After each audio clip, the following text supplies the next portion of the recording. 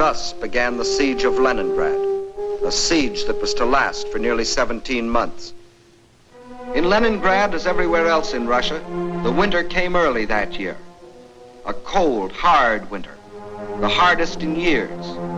But here, unlike everywhere else in Russia, the winter wasn't an ally, but an enemy. Here, the 10, 20, 30 below zero temperatures could only mean more suffering, more hardship. In the trenches outside the city, trenches of snow and of ice, the defenders stuck firm to their oath, to die if necessary, but not to go backward one more step. And the enemy, in spite of all its efforts, was stopped at the very gates of the city. A city now facing disease, famine, destitution. There was no oil for fuel, no power for the electric lines, but the people defied the elements and trudged the necessary miles to lathe and workbench. The pipes froze, water was shut off, so they dug holes through the streets until they could get to water.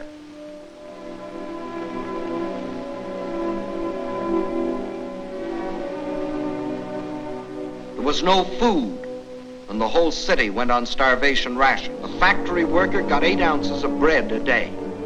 Everyone else, child and adult alike, only 4. And to keep the dread enemy of disease from stalking the streets of their city, an army of women worked with shovels, worked with picks in those streets every day, clearing away the rubble, the refuse, the sources of contamination. Bombs from the air couldn't force the defenders of Leningrad to surrender. Winter couldn't do it. Hunger couldn't do it. So the Germans decided to shell them into surrender. For days, long-range guns hurled ton after ton of high explosives into the heart of the city.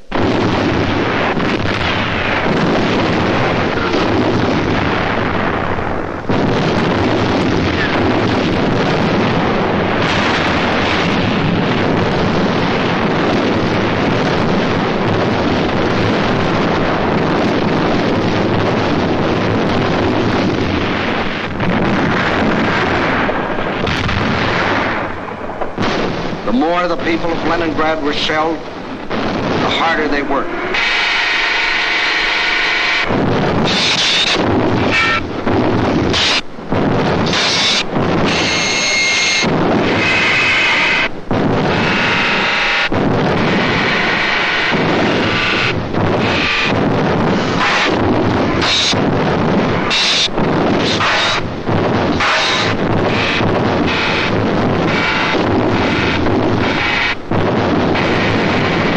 In a rain of high explosives, cut off entirely from the rest of Russia, with only their own hands to depend on. Their determination never faltered. Every day, more people died of cold, disease, hunger. This was Leningrad in its darkest hour. And then a miracle happened. To the west of Leningrad is the Baltic Sea, and to the east and north is Lake Ladoga, 7,000 square miles of inland water. The Finns and the Germans occupied one border of the lake to about this point, and in the south the Germans controlled the lake to here. Between these 2 points was a stretch of lakefront still in Russian hands, but there was nearly 100 miles between this shore and the beleaguered city. 100 miles of what had been open water and was now snow-covered ice.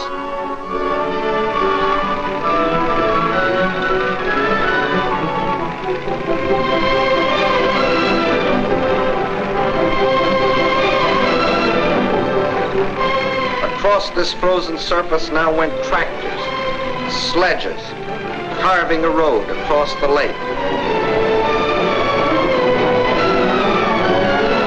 And soon across this highway, from the far side of the lake, poured a stream of trucks,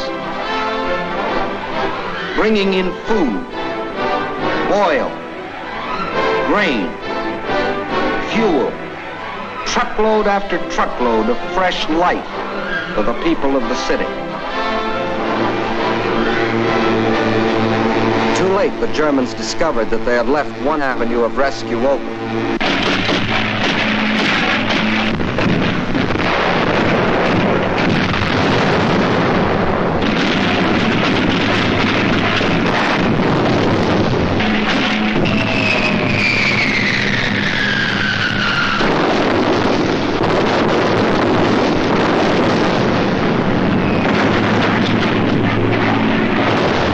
Planes bombed the road, driving him inch by inch back from the city's outskirts.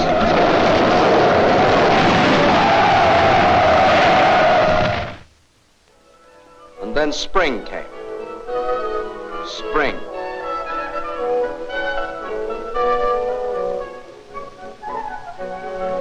Outside Leningrad, the snows begin to thaw, and German bodies are washed from their icebox graves.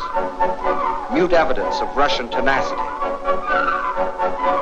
The warm breath of spring is felt too on the frozen surface of Lake Ladoga. But the trucks continue to roll, even though the ice is melting beneath them.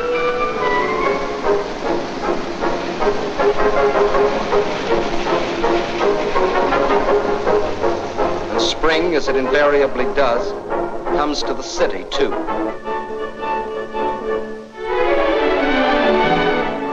But spring is more than a new season to the people of Leningrad. It's a new life. The city begins to breathe again. For the first time in months, the trolleys ran.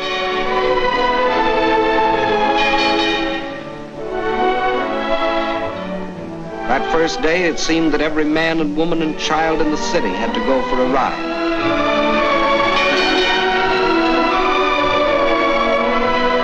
This was life again. Life for the Leningrad children that weren't killed by Nazi bombs or by the horrible winter. Life for the Russian WACs, the women of the Red Army. And for the Russian waves, the women of the Red Fleet. And for the sailors of the fleet themselves, the artists of the famous ballet theater have come to offer entertainment.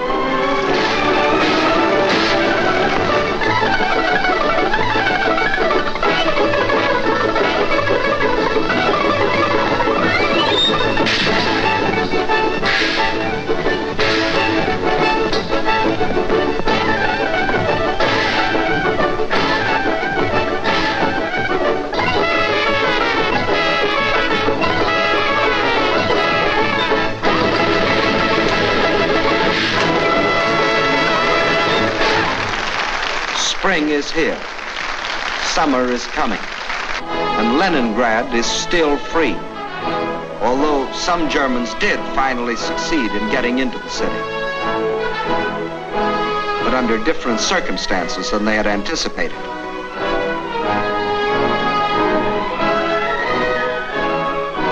Yes, here too the legend of Nazi invincibility was shattered against the iron will and courage of a determined people. The citizens of Leningrad have proved that generals may win campaigns, but people win wars.